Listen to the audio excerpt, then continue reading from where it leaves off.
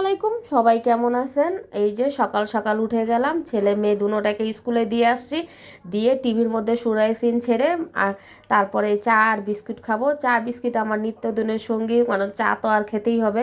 সকাল সকাল চা খেলে আমার সারাদিন কাজের ক্লান্তি দূর হয়, এই জন্য আমি সকালবেলায় চাটা খেয়ে নিই।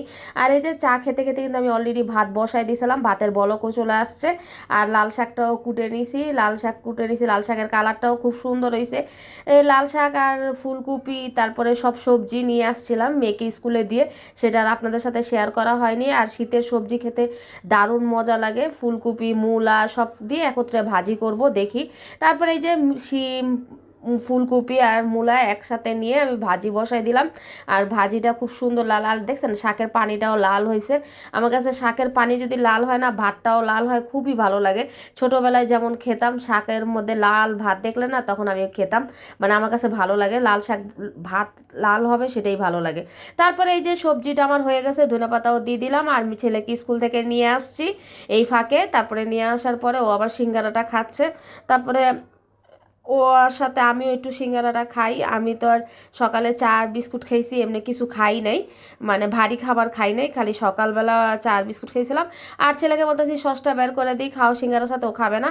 পরে এই যে লাল শাক ভাজিটা বাগার দিয়ে দিব, সিঙ্গারা খেতে খেতে কিন্তু আমি লাল শাক ভাজিটা বাগার দিতেও চলে আসছি, মানে তাড়াতাড়ি কাজ করতে হয়, বেলা ছোট যেহেতু শীতের বেলা।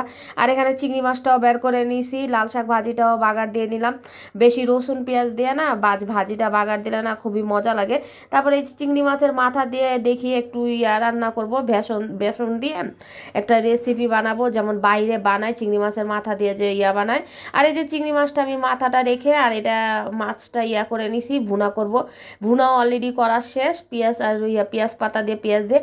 আর এখানে বেসনটাও গুলায় নিছি খুব সুন্দরভাবে সব মশলা দিয়ে। তারপরে এই যে ফ্রাই করব, চিংড়ি মাছের মাথাটা ফ্রাই করব। বাইরে যে চিংড়ি মাছের ফ্রাই করে না কেমন জানি, মানে মাছের মাথার কোনো কিছুই দেয় না, শুধু ইয়াটা দেয়, হাড্ডিটা দেয়, মানে খালি লম্বা লম্বা লাঠিটা দেয়। আর আমি মাথার সম্পূর্ণ সব কিছু দিয়ে আজকে ফ্রাই করতেছি দেখি।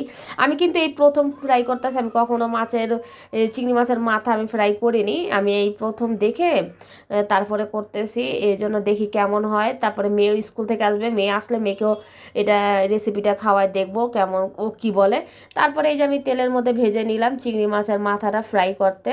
তারপরে লাল লাল করে নিব, বেসনটাও খুব সুন্দর করে দেখি, ভালোই লাগতেছে, কালারটাও খুব সুন্দর আসছে, দেখি কেমন হয়। আমি কিন্তু এই প্রথম বানাইছি, আপনাদেরকে বারবার বললাম। তারপরে এই যে আমি সবগুলো দিয়ে দিতেছি, সাইড সাইড সরাইয়া সবগুলো দিয়ে দিব। পাঁচটা মনে হয় মাথা অলরেডি, হ্যাঁ চার পাঁচটা এই চিংড়ি মাছের মাথার পাঁচটা মাথাটাকে আমি সুন্দর করে ভেজে নিয়ে এই যে নিয়ে আসলাম।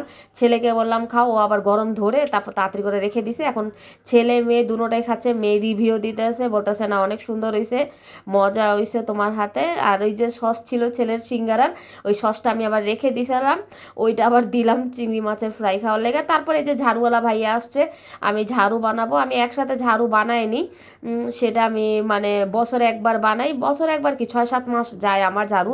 আর আমার বেশিই যায়, কারণ আমি তো মানে সব কি ঘর বাড়ি একটু পরপরই ঝাড়ু দিই, একটু ময়লা হলেই ঝাড়ু দিই, মানে আমার পরিষ্কার পরিচ্ছন্নতা না থাকলে ভালো লাগে না। তারপরে এই যে আমি ঝাড়ুটা খুব সুন্দর করে বান্দায় নিতেছি, ভাইয়াটার ব্যবহারও খুব ভালো লাগছে, আর খুব সুন্দর করে বান্দায় দিতেছে ঝাড়ুটা, দুইটা ঝাড়ু একত্রে নিয়ে বান্দায় দিতেছে। তারপরে দেখেন আমার ভালোবাসার এই যে ছোট্ট ঘরটা, এটার মধ্যে ওই যে বারান্দায় আমার ছেলে, এটা হচ্ছে আমাদের বাসায়, এই যে আমার ছেলে বারান্দায় বসে খাচ্ছে, আচার খাচ্ছে। আর আমার মেয়ে টুকি দিয়ে দেখতেছে আমি কি করি। তারপরে আমি বলতেছি আম্মু আমি ঝাড়ু বানাইতেছি। তারপরে এই যে দেখেন এই ঝাড়ুটা আমি দেখে অবাক হয়ে গেছি, এটা কিন্তু ঝুল ঝাড়ু। আগেকার আমরা যে, আমার ঘরে কিন্তু এখন ওই এমনি ঝাড়ু আছে, এই ঝাড়ুটা নাই, যে ওপরে যে ঝাড়ে, দেওয়াল ঝাড়ে, এটা নাই। তারপরে ভাইয়াকে বললাম এটা কত, এটার দাম চাই 250 টাকা। আমি যে বাবা তাহলে দরকার নেই আমার নেওয়ার, আপনি আমাকে এটাই সুন্দর করে বান্দায় দেন, আমার আমার এমনি ঝুল ঝাড়ু আছে নর্মাল, ওটাই থাকুক। তারপরে ভাইয়া এই যে ঝুল ঝাড়ুটা খুব সরি ঘর ঝাড়ুটা খুব সুন্দর করে আমাকে বান্দায় দিল, তার সাথে কস্টিপ ছিল ওটাও দিয়ে দিল। আর ব্লগটা কেমন হয়েছে সবাই জানাবেন। আল্লাহ হাফেজ।